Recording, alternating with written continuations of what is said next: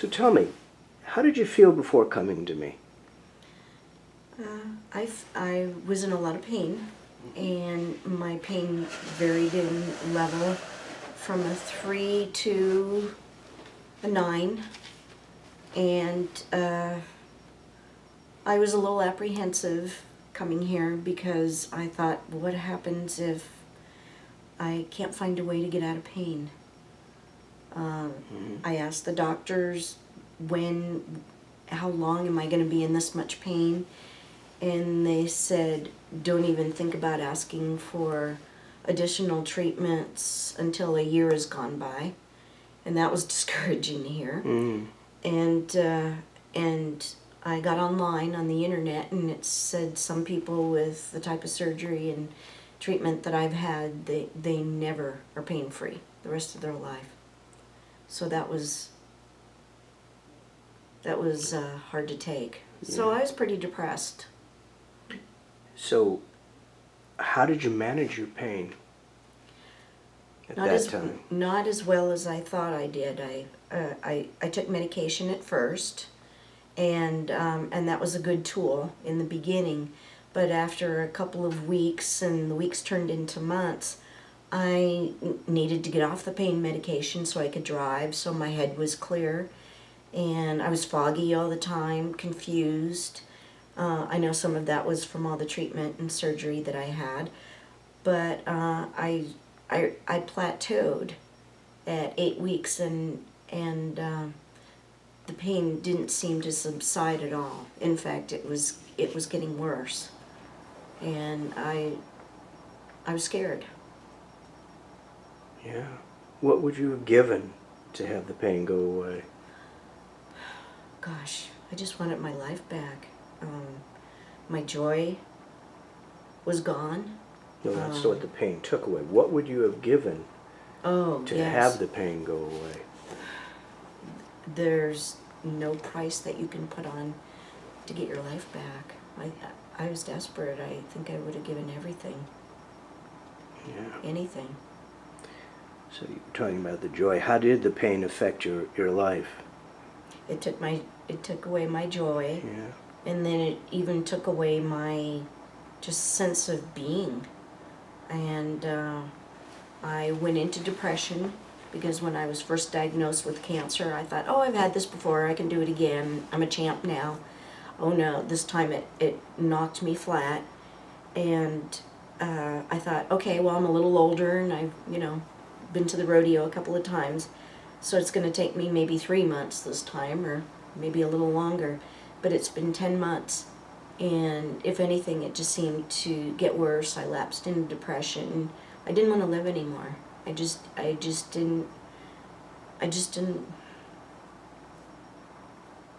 want to be around other people, because it took their joy away. I didn't want other people's pity. There are so many people out there that deal with things in their lives that are so much harder and worse than my type of surgery and cancer, that I just couldn't justify being so crippled by the pain. I kept thinking I could talk myself out of it, and I couldn't. So what did you have to stop doing? I quit working. I quit working when I had the surgery because I knew that there was a recovery time for that. And so I took a pause in my life, but I couldn't get back on my feet. I couldn't talk to other people. It was a blessing that I went to this church, found out about the cancer group, and then met you, Dennis, because it was, I just thought this is my new normal in life, is constant pain. And I knew I was starting to, I couldn't stand being around myself. And I thought, what is that doing to the people around me? Because I became very angry and withdrawn. And even when I thought I was holding that inside me, my family members could see it. And they thought something else was going on, because I never shared that struggle with them. Because I guess I didn't give myself permission to acknowledge those feelings. I thought I could talk myself out of them. And when we met, what were you thinking would happen? I had some hope, a little hope. I had a lot of fear, and quite frankly, I was afraid that if I took you up on your offer, well, I was afraid of being disappointed, and I didn't want to let you down and say, "Oh yeah, I feel so much better," and then I didn't really. And then in a day or two, or even in a couple of hours or minutes, I would go back to feeling the way I was. And it was interesting that when I came to you, I was in the most pain that I'd been in probably since right after surgery. So why did you decide to work with me? I guess everyone around me started to point out that I was angry and negative, and I always thought of myself as a nice person.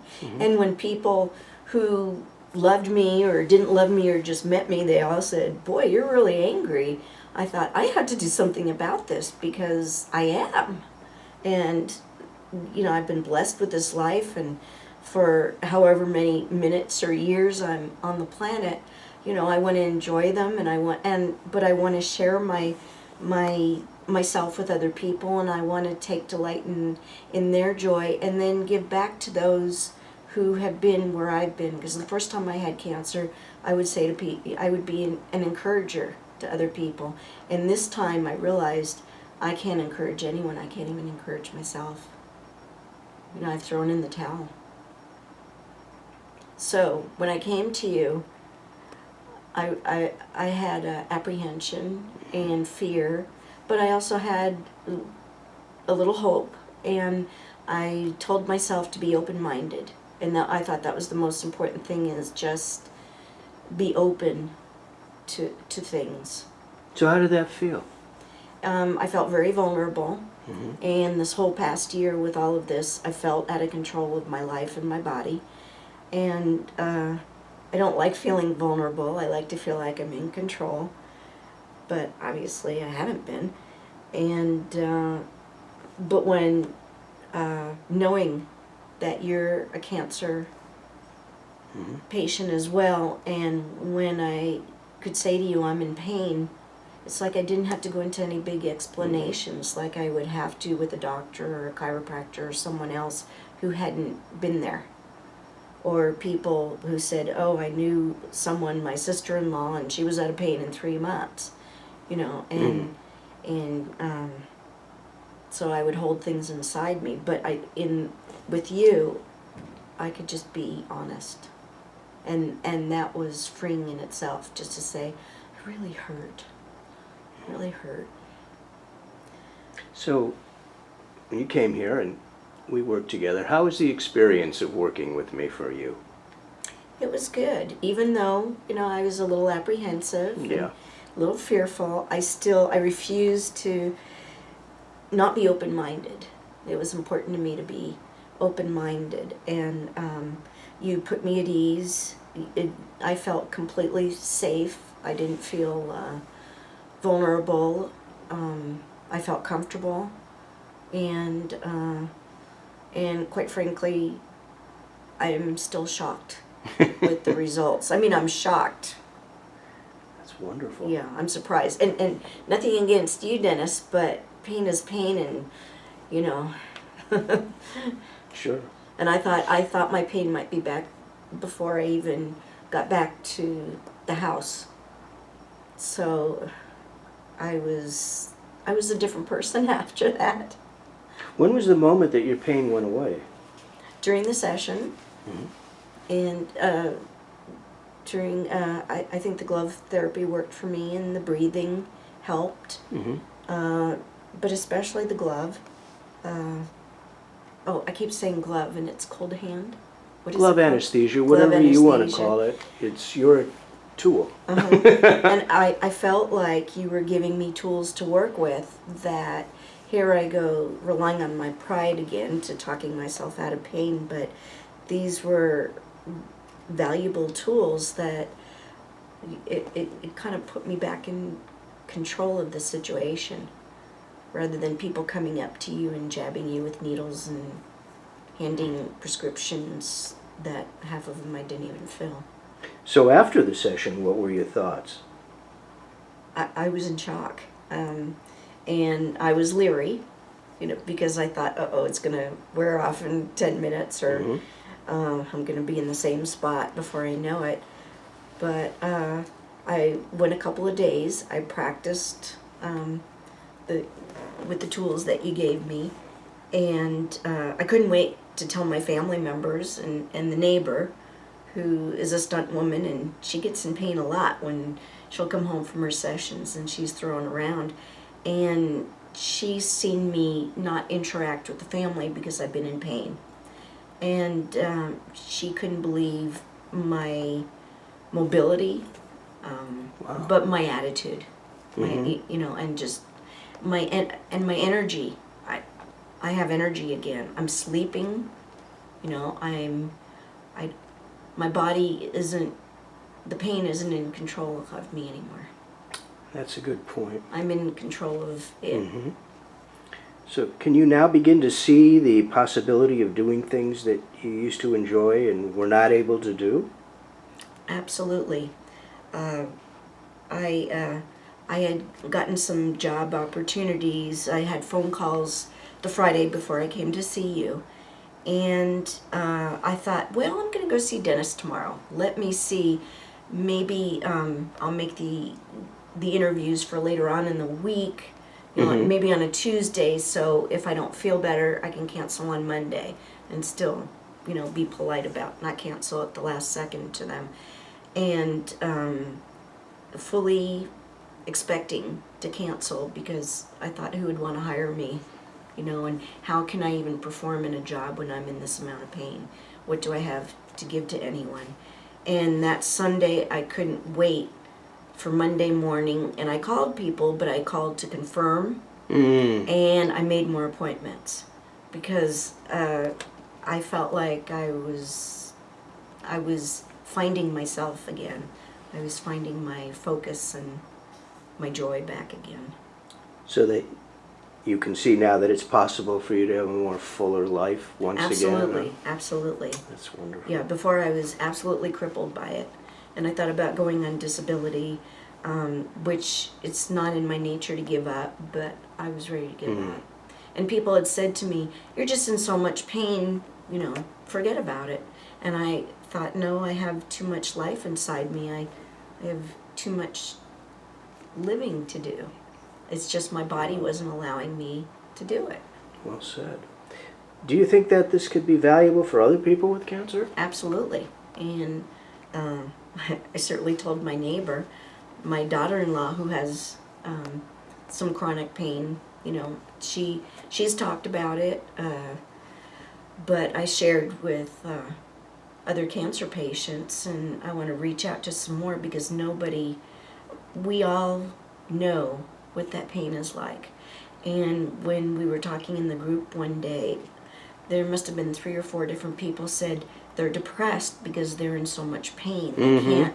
They're looking from the bottom up, and they can't get out of that hole. And I feel like I'm not only out of that hole, but that I can be an encourager of other people. Absolutely, you can. So it's even more than just for patients with cancer. You're saying Yes. You would recommend it to patients just with pain, period? Absolutely. Or There's depression? people, one gentleman was in a car accident, and he's got steel rods in his back, and you meet people all the time. And I worked with the public a lot, and seeing people, sometimes I think, oh, they're mean-spirited, but maybe they're not. They're just in pain, and they're woeful. They're frustrated. They're angry. It robs you. It robs you. Yeah. Well, thank you. I have a message for people like yourself, but I think that it'd be more powerful coming from you. So if you could talk to people in your condition, what would you tell them about me? I would say Dennis is a wonderful person to go to because he's one of us. He knows pain. I don't have to go into lengthy explanations. You know the human body, and you know the human mind, you know, and you know the mind-body connections. But you're very approachable, you're very likable, you're easy to talk to, you have a sense of humor. I love having a sense of humor. And you're very gentle, and I don't know, you make me feel that it's okay to talk to you even when I am angry and even when You're right. I am in pain. And I feel like I could say to you, I can't talk to you because I'm in so much pain, you know, and just be honest. Whereas with outsiders who don't know the level of pain, then I would just wear that mask or think I was wearing that mask. Let me do this. So, but you were so helpful, you know, you were, and oh gosh, yeah, I'm just so grateful. And I think it's not a coincidence that I was in that much pain. I was at the height of my pain, that I could truly see this is working. You know, if I was just at a 2 or a 3 or a 4, I'd go, oh yeah, that, you know, that was nice. But I was mentally and physically at home. I was on my knees in pain. Thank God we were able to do something. Yes. Let me come around there and say something. Okay. Hi, this is Dennis Kane. What I've done here with Karen is my mission in life, and I can do that for you, your loved ones.